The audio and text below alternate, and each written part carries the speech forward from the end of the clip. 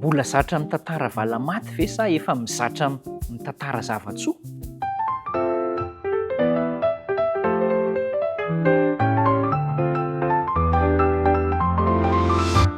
Isaorantsika Andriamanitra noho ny amin'ny fitantanany, fitariany, fahasoavany, ny famondram-pony indray ary miarabanao ihany koa tafaraka indray tsika. Hafa indrindra Jesosy izay ilay asongadintsika ao anatin'izao fiarahana mianatra izao. Fa rehefa ao anatin'ny fiainanao isika dia misy ilay hoe mitantara valamaty, mitantara angano, abobo, harira. Dia misy ny olona tsy mino hoe zany ve mba marina koa ve zany fitantaranao zany? Dia matetika mahazo asa ianao tokoa zany hoe za aiza koa no hamarina an'izany. Misy indray ny mitantara dia tena manaiky miatokatoka antsika hoe tena zany a, tena henjana indray zany. Fa eto isika dia manana tantara natao tantaraina. Mbola maro ny tsy kristianina, mbola maro no tsy manaraka ny Kristy, no tsy mahalala ny Kristy. Fa inona no afatra izay ampitain'ny Kristy amiko sy aminao? Izao no lazain'i Jesosy, Luka 4:24, araka ny soratra masina dia hoe: "Falazaiko aminareo fa mpaminany sy mpanjaka maro no naniry ahita izay hitanareo fa tsy nahita, ary naniry hahare izay renareo fa tsy nahare."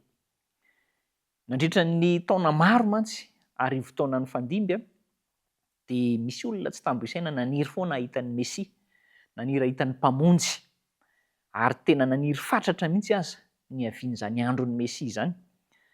Ny vahoaka jiosy moa fantatsika hoe niaina tao anatin'izany hoe miandry fatratra ny Mesia. Kanefa rehefa tonga tokoa ilay Mesia nampanantenaina dia tsy nahatoky indray izy ireo hoe izy no ilay Mesia. Kristy nefa efa nilaza mivantana teo fa naniry ny olona hahita sy hahafantatra ary hahare saingy tsy mbola tamin'ny andron'izy ireo zany. Fa tamin'ny fotoan'andro rehefa teraka ny mpamonjy dia maro ireo efa lasa nodimandry tsy nahita azy. Misy kosa tahaka ny ireo izay tamin'izany fotoana zany nahita azy mivantana, ary rehefa nahita azy mivantana dia faly tamin'ny fahatanterahany faminaniana. Nisy tompo-maso anie nanomen'Andriamanitra momba ny tantarany amin'ny havian'ny zanak'Andriamanitra. Amin'izay nge jerentsika ohatra tao amin'ny saha edena zao dia efa nilaza Andriamanitra raha nilaza ataontsika hoe famaizana ho an'ny fahotana. Dia tsy famaizana avy hatrany ilay izy fa tena vahaolana. Genesis 3:5-10 dia milaza an'ilay hoe ampifandrafesiko ianao sy ny vehivavy, ny taranakao sy ny taranany. Izy hanorotoro ny lohanao, mantsy an'i Satana io zany, fa ianao kosa Satana no hanorotoro ny ombelahy tongotry ny taranaky ny vehivavy. Teo zany dia efa naseho fa ho avy ilay nampanantenaina.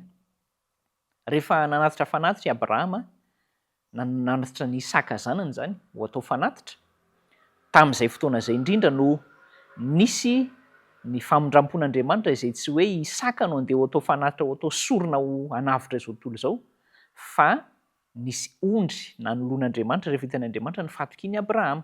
Ary ny fahatsapan'i Abrahama an'izay mihitsy ilay hoe ho avy ilay ampanantenaina satria tsy ny zanany lahy zany ilay nampanantenaina. Fa tandindona maneho an'i Jesosy fotsiny ny zanakalahin'i Abrahama dia Isaka izay saika ho ataony fanatitra.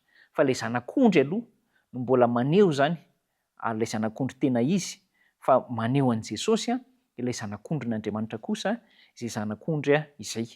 Indray mandeha koa Jakoba nanofy nahita tohatra anankiray mipaka avy eny amin'ny lanitra mankaty amin'ny tany. Ary rehefa nahita an'izay Jakoba dia nisy anjely niakatra sy nidina teo. Iza no aseho an'ilay tohatra? Kristy mihitsy no aseho an'iny tohatra iny.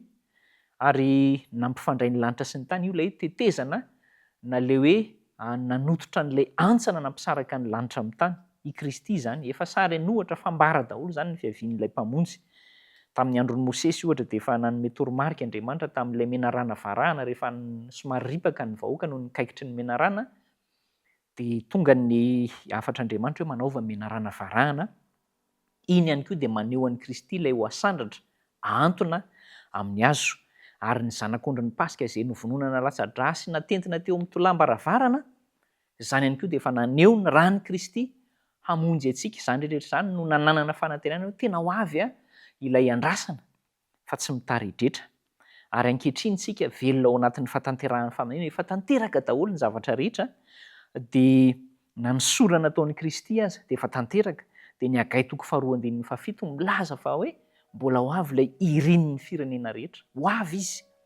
natao ho tantarainy zany, natao ho zarainy zany. Andao zany no amenoantsika ny fiainana izarana zany, fampizarana zany ampifaliana amin'ny namantsika.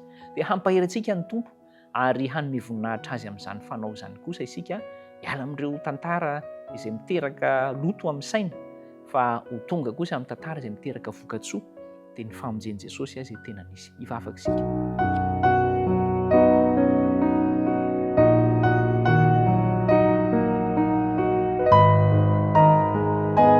Ray malalo, misaotra anao no nanoloranao ny zanakao ho fanatitra fanavotana ny taranak'olombelona, ary tena marina sy zavatra tena nisy zany, ary hiainana mihitsy aza ny vokany ankehitriny.